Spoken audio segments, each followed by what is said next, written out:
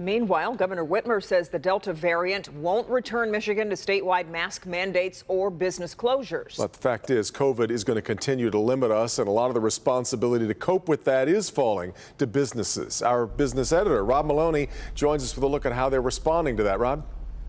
Well, Devin, nobody wants to be told how to run a business or what to do, but on the other side of that, they still want to run a profitable business. How do you do that? Well, you got to make sure everybody's happy as best you can, and in this situation, that's a little dicey. So, like the auto industry, many of the businesses across the state are going back to the protocols that they knew in the last 18 months.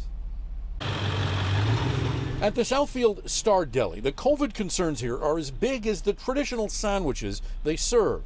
Forget shoes or shirts. The front door sign greets you, no mask, no service. Owner Sidney Newman tells us it's all about everyone's safety. Because I don't want anybody to get sick here.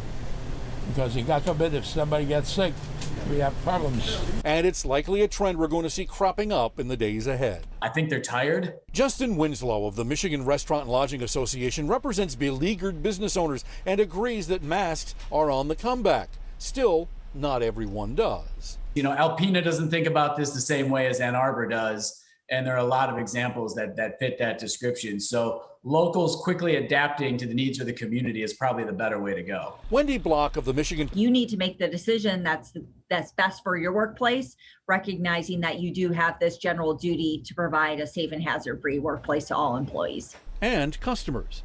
Late this afternoon, Governor Gretchen Whitmer weighed in on where all this is headed. If I'm inside, I'm going to be wearing a mask. Now, I haven't mandated that everyone do that. I don't anticipate doing that. We've got epidemic orders that we still have those powers.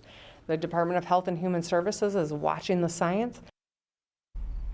So in the end, it looks like, once again, patience is going to be in order. Having that mask back in your pocket is probably a good idea because in most places you're likely going to have to wear it.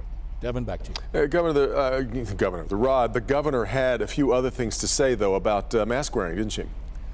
Well, she did. One of the things that she's concerned about is what we addressed here at the top of the news here, and that is that getting the kids back to school for her is vitally important. And so having the kids masked up is something that she thinks is going to have to happen in order to get all of the kids physically back into school, which is something she said she wants. And that is coming up quickly. All right, Rod, let's move now to today's